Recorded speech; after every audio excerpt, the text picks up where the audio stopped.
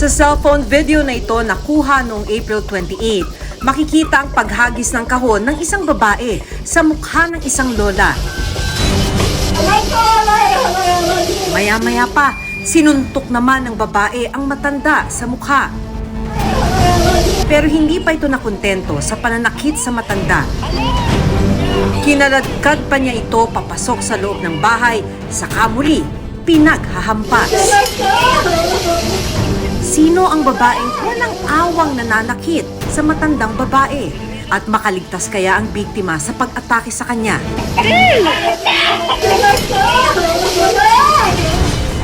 Sa video namang ito, isang matandang lalaki ang makikitang naliligo sa sarili niyang dugo. Sino ang nasa likod ng walang awang pambubugbog sa matanda? Sabihin niyo po kung kinakilala niyo. I-report po natin sa pulis. Hindi na, kaganti na lang kami. Paano mapoprotektahan ang mga matatanda laban sa ganitong karahasan? Sapat bang programa para sa kanila?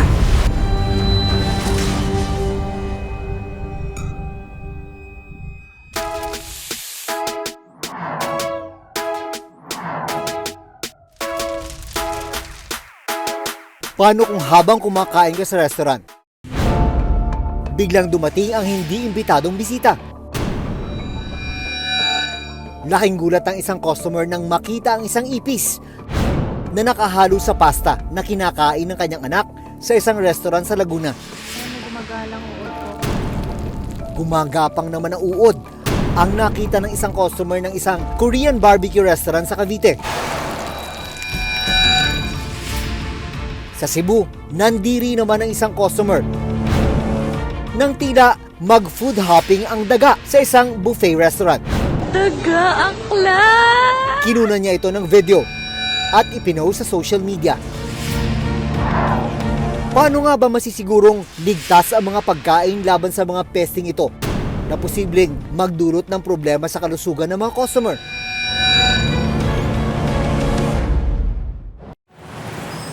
Sa pagsisiyasat ng reporter's notebook, nahanap namin ang lolang nakunan ng video habang sinasaktan dito sa Novaliches, Quezon City. Ang biktima, si Lola Yolanda o Yoli Canseco, 80 years old.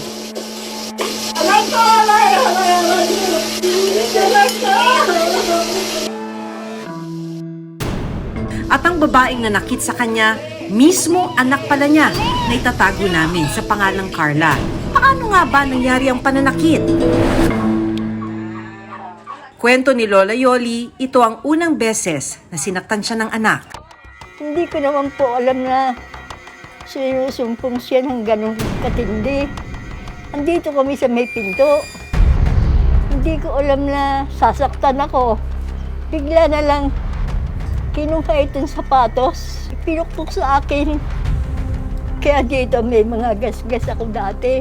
Nangihingi na lang ako ng tulong. Di naman makalapit yung ibang anak ko na tatakot. Dito'y siniwalat ni Lola ang dahilan. May sakit daw sa pag-iisip si Carla at minsan na nilang ipinasok sa isang mental institution. Umayos naman daw ang kalagayan ng anak. Pero ang problema, hindi niya naiinom ang kailangang gamot. Doon po kasi may gamot siyang iniinom eh. No, siyempre tayo, mahirap lang. Wala tayong pambili palagi ng gamot. Naubusan siya ng pambili. Kaya sinusumpong siya. Si Carla rin daw ang kasama ni Lola Yoli sa bahay at nag-aalaga sa kanya. Mahabang panahon po ang pagsasama namin din sa bahay. Na hindi niya ako sinasaktan. Siya nagluluto ng pagkain namin. Siya nag-aasikaso sa akin. Pero marami ang nagtaka kung bakit hindi tinulungan si Lola Yoli ng mga taong nasa paligid habang sinasaktan ng anak. Paliwanag nila sa amin na takot silang makialam. Matapos ang insidente, agad namang rumesponde ang barangay para sagipin si Lola Yoli. Tara na, sama na. Si nanay, ganyan naman eh. Halika na. Dinala na rin agad si Carla sa National Center for Mental Health sa Mandaluyong City para maipagamot. Sa kabila ng naranasan, mas nangingibabaw pa rin daw kay Lola Yoli ang pagmamahal sa anak. sa paglayo sa akin ng anak ko. Naiintindihan ko naman po yan para lumino po ang kanyang kaisipan at bigyan siya ng lakas ng Panginoon Diyos na gumaling siya. Kawawa naman din po siya. Kasabay kong kumakain siya, nag-aain. Siya lahat. Siya nagluluto pag may lulutuin. Ngayon po, Ngayon wala, solo ako.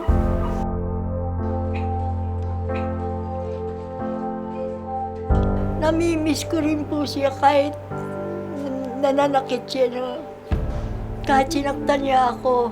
Dahil anak ko siyempre, mahal ko anak ko. Kaya lang wala akong magawa. Naghilom man ang mga sugat at pasa, ramdam pa rin daw ni Lola Yoli ang pananakit ng kanyang ulo at hirap sa paghinga. o ano po? Sinamahan namin si Lola sa isang public hospital. Nahanap ng reporter's notebook yung lola na nasa viral video. Nandito siya ngayon sa isang ospital sa Quezon City dahil may mga follow-up check-up siya. Kukumustahin natin siya ngayon. Hi, Lola! Mano naman, kumusta naman kayo? Ano nangyari? Ano ho to? Check ninyo to? Follow-up check-up to? So, nagpunta po kayo dito ngayon. Check-up. Para po ba dun sa nangyari 2 weeks ago o ibang sakit na? Sa nangyari po. Sa nangyari pa 2 weeks ago? Bakit po? Ano yung nararamdaman nila? Ito ngayon po, yung dibdib ko masakit. Tsaka nahirapan po ako huminga. Matapos ang pagsusuri kay Lola, napag-alaman na may buta siya sa puso at may hika na mas lalong nagpapahirap sa kanyang kondisyon. Umiiyak na lang po ako. Nahirapan nga po ako. Lalo na po, naiisip ko yung mga anak ko. Pero kumusta muna si Lola? Hanggang ngayon, parang ang sinasabi niya, kung saan siya hinampas ng anak niya, masakit pa rin. Ngayon okay naman siya, stable yung blood pressure, normal. Kaya lang hirap siya huminga. So ngayon, Dok, may iba pang underlying condition. More on medical na. Usually, pagka heart problem, may maintenance na yan. Pag hindi naiinom yung maintenance, Pwede mag-worse yung yung cardiac problem niya. lalala, Para makatulong kay Lola, binigyan namin siya ng isang bagong nebulizer. May regalo sa inyo yung reporter's notebook. Nanghihiram daw po kasi kayo ng nebulizer nyo. Binilhan po namin kayo ng nebulizer. Sinagot na rin namin ang pang-isang buwang gamutan ni Lola Yoli para sa hika.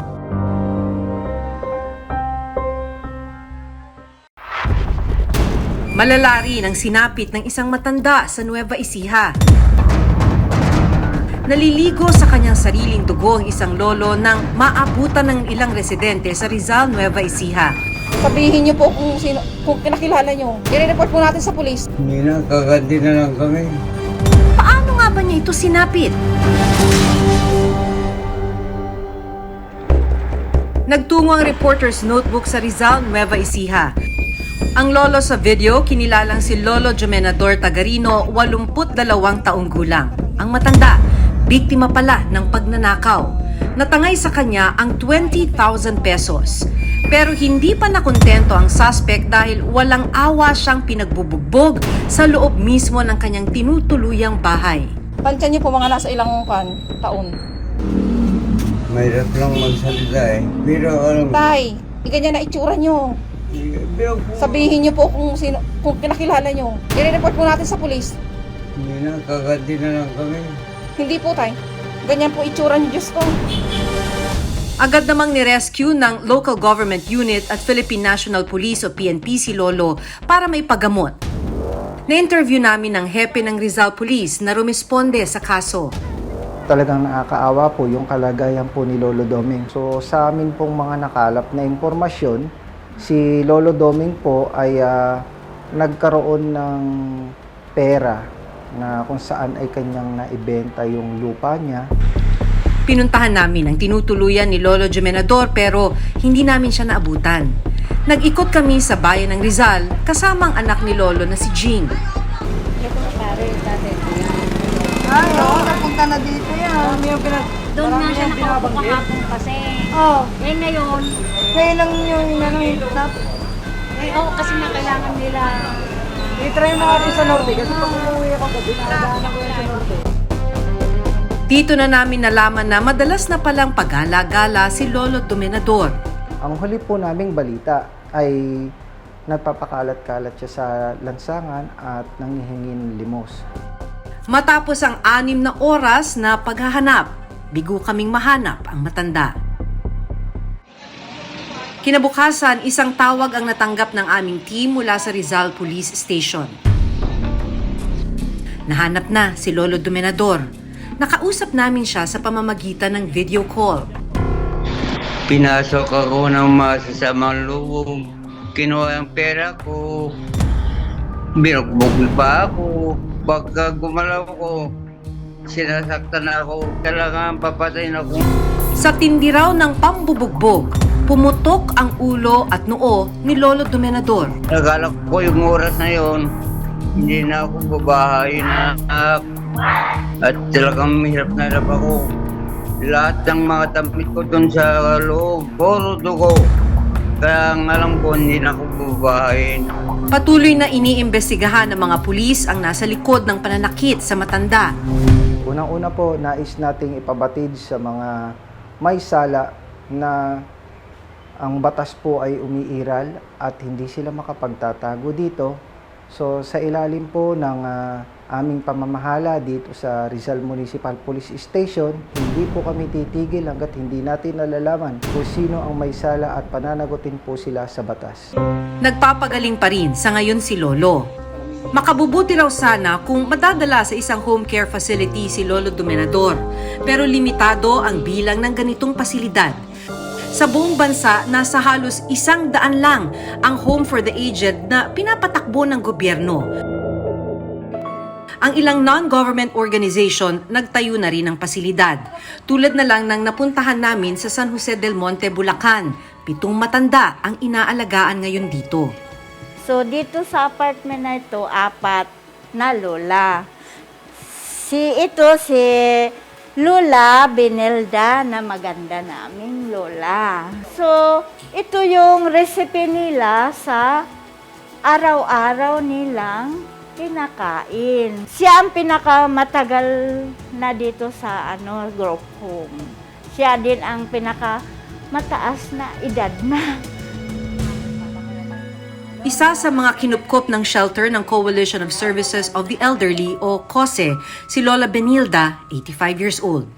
May isang anak ako. Matagal na naghiwalay kami mula nag-asawa siya. Hindi siya dumadalaw dito. Hindi ko alam kung buhay pa o ano. Paliwanag ng COSE, hindi lang pisikal ang pang-aabusong nararanasan ng ilang matatanda dahil isa sa matinding uri din ng pang-aabuso sa kanila ay ang pag-abandona. Iba-iba yung klase ng abuso na nararanasan ng mga tao, especially mga older persons. Yung pinakamasaklap na abuso nangyari sa mga older person, yung rejected ng family, pinalayas ng family, sobra yung epekto sa kanila. Abuse na yan eh. Kung bakit sila nandito, dahil na-abuse talaga sila. Sa pag-aaral ng World Health Organization o WHO noong 2021, isa sa kada 6 na senior citizen ang nakararanas ng iba't ibang uri ng pagmamaltrato o pang-aabuso. Nitong 2022, ipinanukala sa Kongreso ang House Bill 5116 o Senior Citizens Protections Act. Naglalayon itong gawing krimen ang pang-aabuso at pag-abandona sa mga senior citizen. Kasama rin sa panukalang batas na ito ang pagpapatatag ng National Senior Citizen Help Hotline na maaaring libreng ma-access ng mga biktima ng pang-aabuso. Bubuo rin ng Senior Citizens Help Desk sa bawat barangay na pwedeng takbuhan ng mga biktima 24 oras. Isigurado na implement, kailangan lagyan ng ngipin talaga yan. Kasi kapag hindi natin binigyan ng diin yan, ng mga batas na ginagawa para sa nakatatanda, hindi mangyayari. patuloy pa rin yung pag-a-abuse. Kailangan na may ipatupad na batas para katakutan yung mga nang-aabuso. Bago kami umalis sa shelter ng Kose, may isang hiling si Lola Benilda. Nakiusap siyang humingi ng tulong para mahanap ang kanyang anak. Ano po bang pangalan ng anak niyo? Angelito Pulgarcio. Inaano ko lang sa pagdarasal na yung silang mag-asawa, magduwa, idalawin ako. Dinadasal kayo, makita kami mag-ina. Ang mga tulad ni na Lola Yoli at Lola Domenador dapat inaalagaan na. Pero sa mga pagkakataong nakararanas sila ng kalupitan at pang-aabuso sa loob o labas man ng tahanan, importanteng mapadali ang sistema ng pagsusumbong para mas mabilis ang pagtulong sa kanila. Sakaling makaranas ng pang-aabuso, humingi ng tulong sa mga otoridad. Ako si Maki Pulido at ito ang Reporter's Notebook.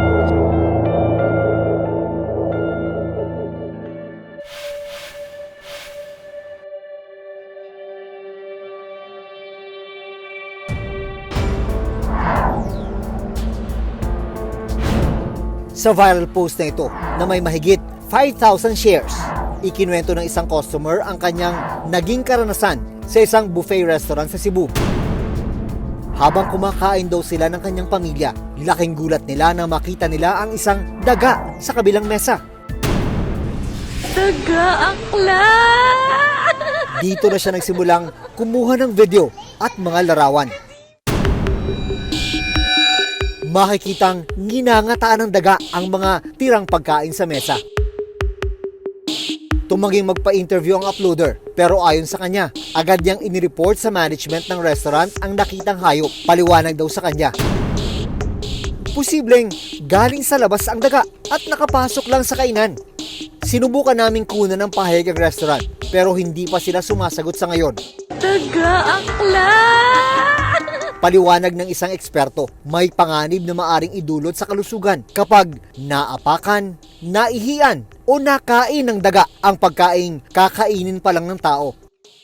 Pag meron tayong nakain or nainom na contaminated ng mga daga, lalo na yung mga ihi nito or feces ng daga, ay yung sakit na leptospirosis. Maaari natin itong makuha if na-ingest natin accidentally yung pagkain na contaminated ng kanilang mga secretions.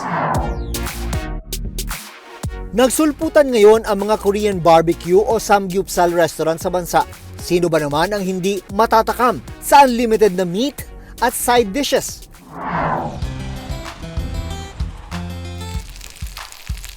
Kaya na mag-open ang samgyeopsal restaurant sa lugar nina Crisel sa Naik, Cavite. Agad nila itong sinubukan. Gutom na gutom po kami ng kasama ko. Doon po kami kumain, kaming dalawa lang po. Pero iba raw ang kanilang naranasan.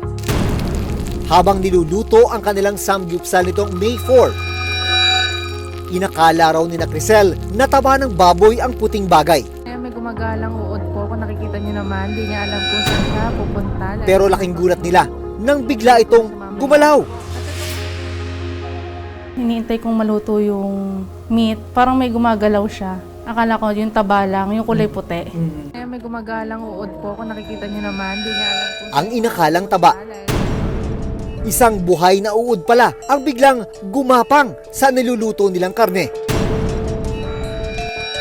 Binidyohan ko po agad para may pruweba po. Kasi kung sa salita lang po, baka hindi po maniwala yung waiter. Tapos nanguya pa po siya noon. Pero yung kinakain po niya yon bago niya makita yung uod, yun po yung luto na, yun nauna. Agad nilang tinawag ang waiter ng restaurant. Tinanggal niya naman po, tas pinaltan. Sabi lang po sa amin, pasensya na po, magkatabi po kasi yung meat tsaka yung lettuce. Kaya siguro na lagyan ng uod. May gumagalang uod. Ang sa akin lang po, mo? Ba't maging aware din po yung ibang mahilig kumain sa samgyup. At least nga po, hindi po kami galit eh. Pati hindi ko po sinabi yung pangalan ng restaurant po, kung saan. Nitong nakarang Miyerkules, pinuntahan namin ang mismong restaurant. Nagpaunlak ng interview ang may-ari, pero hiniling niyang itago ang kanyang pagkakakilanlan. Sa pagkakaalam mo ba, ano nangyari nung May 4? Ang side po namin is sila lang po yung nagreklamo po na meron po silang nakitang uod Sa dami-dami pong kumakain sa amin. Simula po umaga hanggang gabi, hanggang mag-closing po kami. Sa atin, may gumagalang uod po. Pero bakit nagka-uod? Paano nagka-uod? Ayun nga po yung question, sir. Hindi ko po masasagot yan about that. Kasi sa loob naman po, sobrang dami na po namin empleyado, especially sa kitchen. Talagang chinecheck po namin talaga bawat yung binibigay namin. Nalaman din namin wala palang permit mula sa LGU ng Naik ang restaurant. Wala pa po din na, pero nagko-complain na po kami, sir. Nagka-process na po. Ibig sabihin ngayon pa lang kayo nagpo-proseso ng mga requirement? Opo, sir. Kasi sobrang busy po talaga. Susunod, nadismaya rin ang isang customer ng isang ipis naman ang nakita niyang nakahalo sa in-order na pagkain.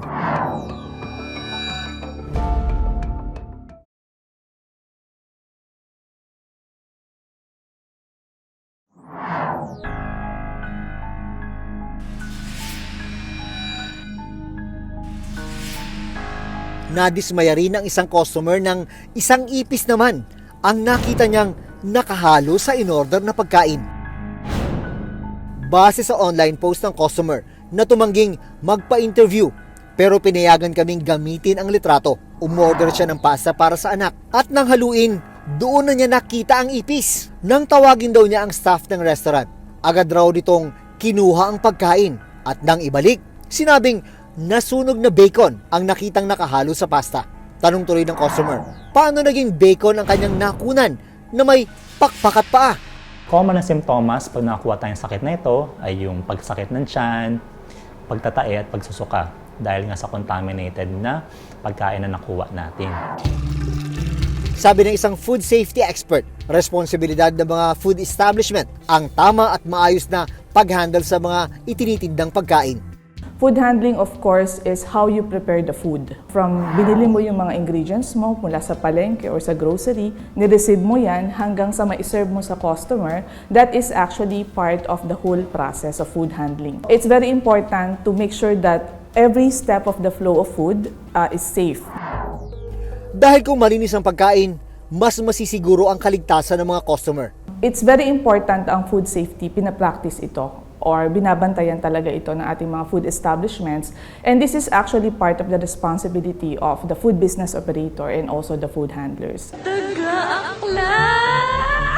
Paalala ng eksperto, sakaling malagay sa katulad na food experience ni na Crisel, may tamang proseso para iparating ang mga ganitong uri ng reklamo. Pwede naman silang mag-file ng complaint, or magpadala ng kanilang obserbasyon doon sa Rural Health Unit or doon sa Municipal or City Health Office.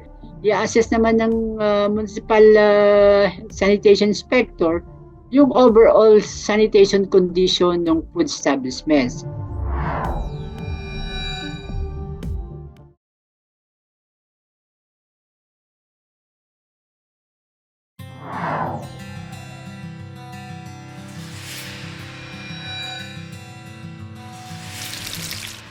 Sa huli, mahalagang maging maingat ang mga kainan at restaurant sa mga inihahandang pagkain. Lalo't buhay at kaligtasan ang nakataya sa bawat pagkaing kanilang inihahain. Hanggang sa susunod na Sabado, ako si Maki Pulido. Ako si Jun Veneracion at ito ang Reporter's Notebook.